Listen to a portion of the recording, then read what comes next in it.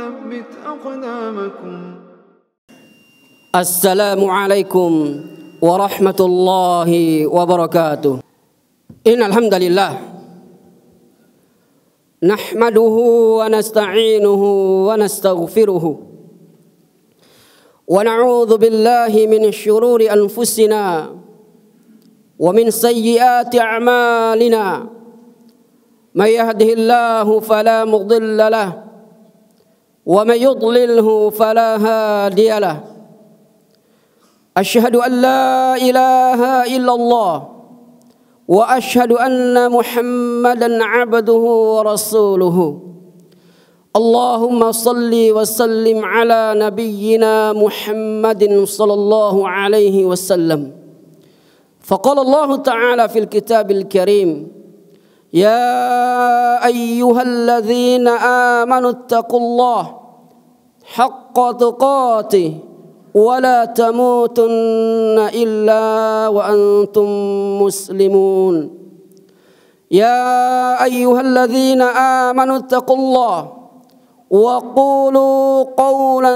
سديدا يصلح لكم أعمالكم ويغفر لكم ذنوبكم ومن يطع الله ورسوله فقد فاز فوزا عظيما أما بعد. Alhamdulillah, segala puji hanya milik Allah Subhanahu wa taala. Allah Subhanahu wa taala tidak henti-hentinya memberikan nikmat kepada kita semuanya.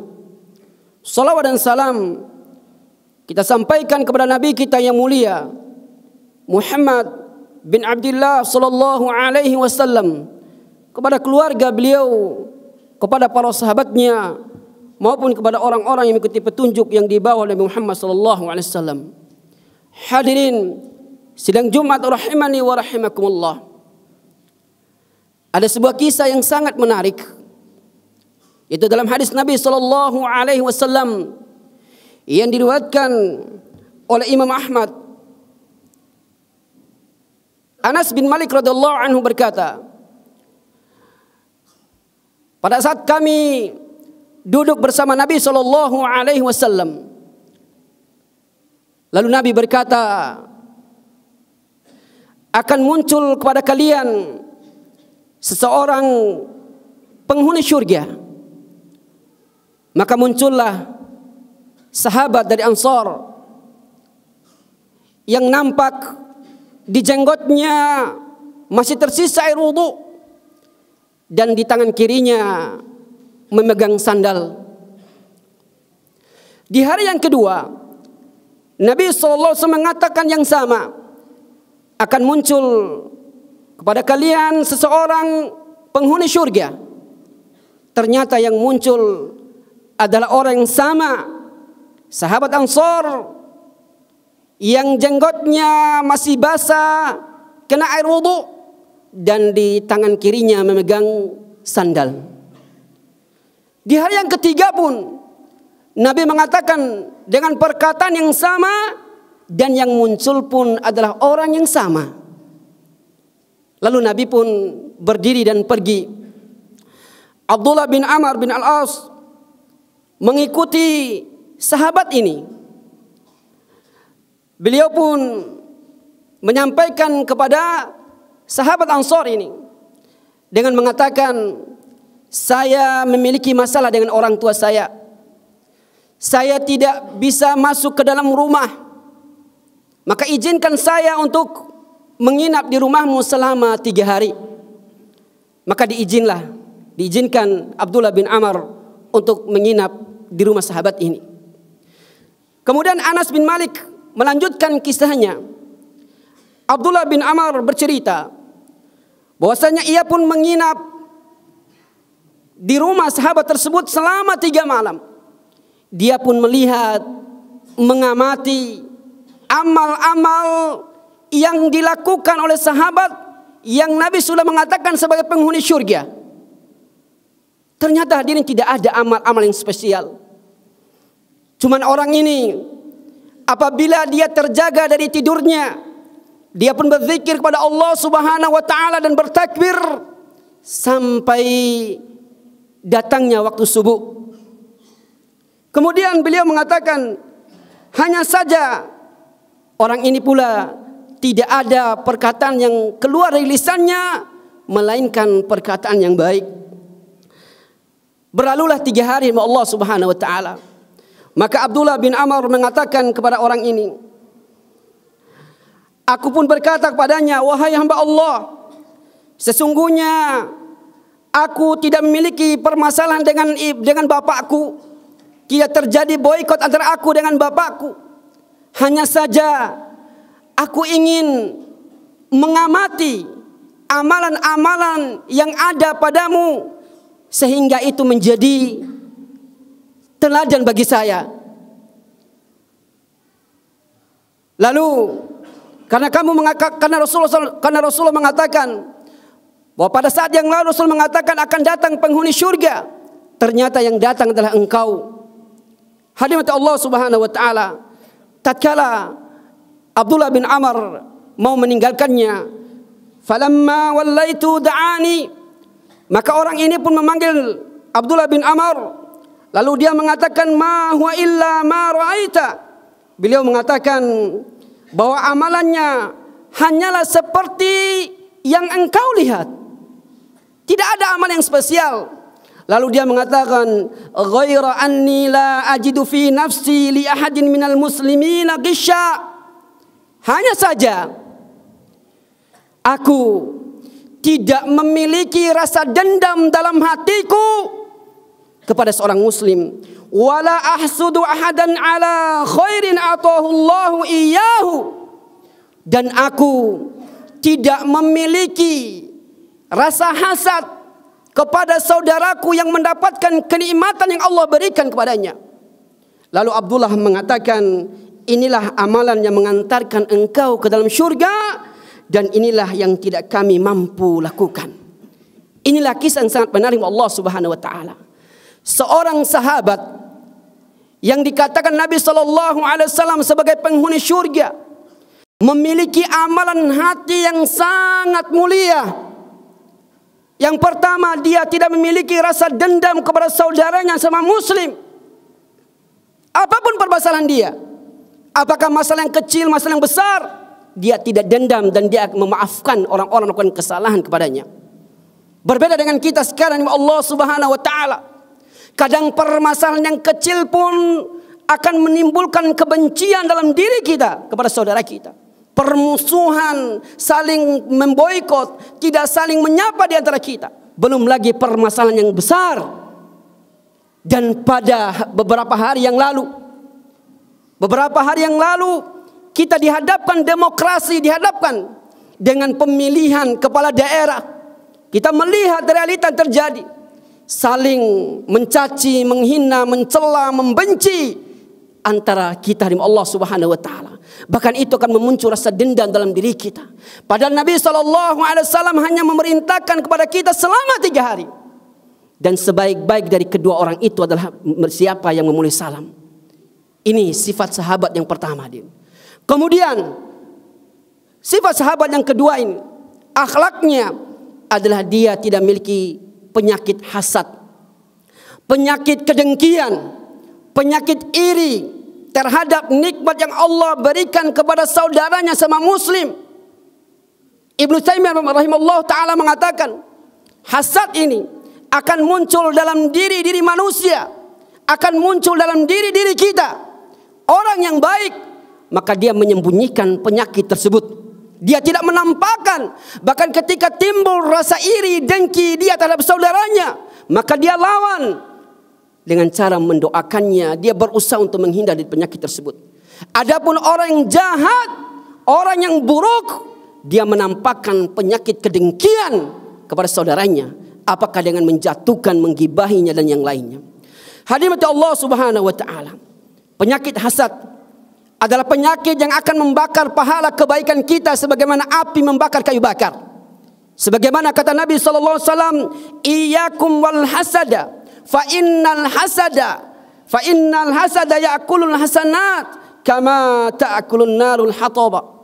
Jauhilah oleh kalian dari penyakit hasad, iri, dengki, Karena sesungguhnya hasad itu memakan pahala kebaikan sebagaimana api membakar kayu bakar. Hasad dari Allah Subhanahu wa taala adalah penyakit yang luar biasa. Yang seandainya penyakit ini ada dalam majelis ini, ada dalam jemaah ini, ada dalam diri kaum muslimin, maka dengan sebab hasad itu akan muncul perpecahan, akan muncul permusuhan. Makanya Nabi SAW mewanti-wanti kepada para sahabatnya, la tahasadu wa la tanajashu wa la tabagadu wa la tadabaru wa la yabi' ba'dukum ala bai'i ba'din wa kunu ibadallahi ikhwana. Janganlah kalian saling hasad, janganlah kalian saling menipu dalam jual beli, dan janganlah kalian saling membenci. Jangan kalian saling memboikot, yakni tidak saling menyapa, dan janganlah kalian menjual di atas penjualan orang lain. Lalu Nabi mengatakan wa kunu ibadallahi ikhwana, dan jadilah kalian hamba-hamba Allah yang bersaudara. Maka hasad ini akan menyebabkan kita berselisih dengan Allah Subhanahu wa taala. Perpecahan demi perpecahan akan ada dalam diri kita apabila kita menanamkan dalam jiwa kita ini yang namanya penyakit hasad. Hadirin Allah Subhanahu wa taala. Nabi SAW mengatakan kepada para sahabatnya, dabba ilaikum da'u umamil qablakum, dabba ilaikum da'ul umami qablakum. Beliau mengatakan penyakit umat-umat terdahulu telah menggerogoti kalian, telah menjangkiti kalian, al-hasad wal baghdau, yaitu dengki, hasad, iri, dan kebenci. Kebencian adalah mencukur, bukan mencukur rambut, tapi mencukur agama. Maka demi Allah Subhanahu wa taala, hasad adalah seseorang yang menginginkan hilangnya kenikmatan yang dimiliki oleh saudaranya, lalu kenikmatan itu kembali kepada diri dia. Hasad adalah penyakit yang sangat berbahaya, penyakit yang sangat kronis, penyakit atau dosa yang pertama kali dilakukan pada Allah Subhanahu wa taala. Lihatlah, ketika Allah Subhanahu wa taala memerintahkan iblis untuk sujud kepada Adam alaihissalam, dia tidak mau sujud demi Allah Subhanahu wa taala. Wa idz qulna lil malaikati isjudu li Adam fasajadu illa iblis aba wastakbara wa kana minal kafirin. Dan ingatlah, ketika kami perintahkan malaikat itu sujud, maka mereka pun sujud kepada Adam alaihissalam, tapi iblis dia enggak mau sujud demi Allah Subhanahu wa taala karena kesombongan, karena kekafiran, karena kedengkian dia kepada Adam alaihissalam.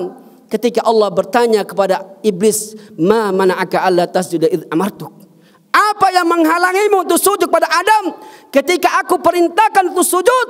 Maka iblis mengatakan, ana khairun minhu khalaqtani min nar wa khalaqtahu min tin. Saya lebih baik daripada Adam. Saya diciptakan dari api, Adam diciptakan dari tanah. Hadirin Allah Subhanahu wa taala, hasad yang menyebabkan terjadinya pembunuhan pertama kali di dunia ini. Hasad yang menyebabkan Nabi Yusuf alaihissalam dicelakakan oleh saudara-saudaranya, dan hasad pula yang menyebabkan sebagian kaum muslimin mereka mempelajari ilmu-ilmu sihir. Dan hasadlah yang menyebabkan orang-orang kafir tidak mau menerima seruan Nabi SAW, padahal mereka sendiri yang mengakui bahwa Rasulullah adalah orang yang jujur. Mereka mengenal Rasulullah SAW sebagaimana mereka mengenal anak-anak mereka. Alladzina atainahumul kitab ya'rifunahu kama ya'rifuna abna'ahum. Orang-orang yang Allah berikan kitab kepada mereka, mereka mengenal Rasulullah SAW sebagaimana mereka mengenal anak-anak mereka, mengenal akhlak Nabi, mengenal ajaran yang dibawa Nabi SAW. Tapi karena kedengkian dalam diri mereka, mereka enggak mau menerima seruan Rasulullah SAW. Bahkan ketahuilah, hasad inilah yang menyebabkan orang-orang kafir dari kalangan Yahudi, Nasara, Hindu, Buddha, mereka berusaha memurtadkan kaum muslimin disebabkan karena apa? Karena kedengkian Allah Subhanahu wa taala. Jadi hasad adalah penyakit yang sangat berbahaya. Penyakit yang sangat berbahaya yang harus kita lawan, yang harus kita jauhi. Apabila kita ingin mau masuk dalam surga Allah Subhanahu wa taala, maka lawanlah penyakit hasad ini.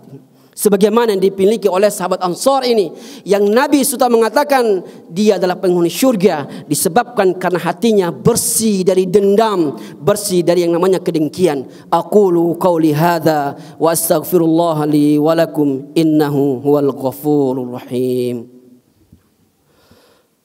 Alhamdulillah. Alhamdulillahi Rabbil Alamin. Hamdan katsiran tayyiban mubarakan fihi kama yuhibbu Rabbuna wa yarda.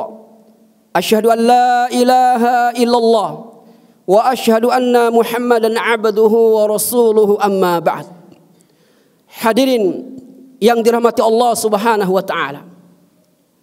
Hasad adalah penyakit yang sangat-sangat kronis. Jika penyakit ini sudah kita pelihara dalam diri kita, maka ketahuilah akan muncul penyakit-penyakit hati yang lainnya. Orang yang memiliki penyakit hasad, maka akan muncul dalam diri dia orang yang suka su'dzon, senantiasa berprasangka buruk kepada orang lain. Perhatikan Nabi bersabda, iyyakum wadh-dhanna fa inna dhanna akdzabul hadis. Jauhilah oleh kalian dari prasangka, karena sesungguhnya prasangka itu adalah sedusta-dusta perkataan. Orang memiliki penyakit hasad, dia adalah orang yang suka namimah, mengadu domba antara satu dengan yang satunya.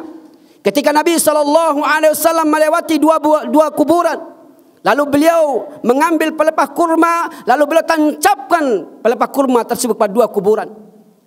Ditanya oleh para sahabat Nabi SAW tentang perbuatan Nabi. Nabi mengatakan dua orang ini sedang disiksa oleh Allah Subhanahu wa taala.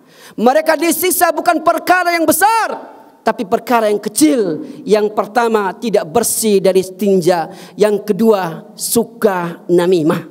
Orang yang hasad, dia akan suka ghibah, akan suka membicarakan keburukan-keburukan orang lain. Dia suka membicarakan aib-aib orang lain. Nabi bertanya kepada para sahabatnya, "Atadaruna mal ghibah?" Tahukah kalian apa itu ghibah? Para sahabat mengatakan Allah dan Rasulnya yang lebih mengetahui. Lalu Rasulullah mengatakan, "Dzikruka akhaka bima yakrahu." Ghibah itu engkau membicarakan tentang saudaramu, engkau menceritakan tentang saudaramu, menyebutkan tentang saudaramu yang dia tidak suka, yang dia tidak ridho, yang dia tidak senang. Orang yang ghibah, orang yang hasad, dia tidak mensyukuri nikmat Allah Subhanahu wa taala. Orang yang hasad, dia tidak mengimani takdir Allah Subhanahu wa taala. Dan orang yang hasad, pada hakikatnya dia hasad kepada Allah Subhanahu wa taala. Kenapa? Saudara kita yang mendapatkan nikmat-nikmat dunia itu datangnya dari Allah Subhanahu wa taala, lalu muncul dalam diri kita, dalam hati kita iri kepada saudara kita, maka pada hakikatnya kita iri kepada Allah Subhanahu wa taala. Maka selamatkan hati kita dari hasad ini. Lawan hadim Allah Subhanahu wa taala. Sekali lagi, penyakit ini akan muncul dalam diri kita. Rasa tidak suka, rasa tidak senang kepada saudara kita ketika dia mendapatkan nikmat akan muncul diri. Tapi lawanlah bahwa itu datang dari Allah. Lawanlah dengan mendoakan kebaikan buat saudara-saudara kita yang mendapatkan nikmat. Maka insya Allah penyakit tersebut akan jauh dari diri kita. Mungkin itu khutbah kami yang singkat. Yang benar datang dari Allah Subhanahu wa taala. Yang salah datang dari pribadi kami dan syaitan yang terkutuk. Inna Allaha wa malaikatahu yusalluna 'alan nabi ya ayyuhalladzina amanu sallu 'alaihi wa sallimu taslima. Allahumma salli 'ala Muhammad wa 'ala ali Muhammad kama sallaita 'ala Ibrahim wa 'ala ali Ibrahim innaka Hamidun Majid. Wa barik 'ala Muhammad wa 'ala ali Muhammad kama barakta 'ala Ibrahim wa 'ala ali Ibrahim innaka Hamidun Majid. Allahumma rabbana ighfir لنا ولوالدينا وارحمهما كما ربيانا صغيرا والمسلمين والمسلمات والمؤمنين والمؤمنات الأحياء منهم والأموات إنك سميع الدعاء. اللهم إنا نسألك العلم النافع ورزقا طيبا وعملا متقبلا. اللهم يا مقلب القلوب ثبت قلوبنا على دينك. اللهم يا مصرف القلوب صرف قلوبنا على طاعتك. اللهم ربنا ظلمنا أنفسنا وإن لم تغفر لنا وترحمنا لنكونن من الخاسرين. اللهم ربنا آتنا في الدنيا حسنة وفي الآخرة حسنة وقنا عذاب النار. وآخر دعوانا والحمد لله رب العالمين.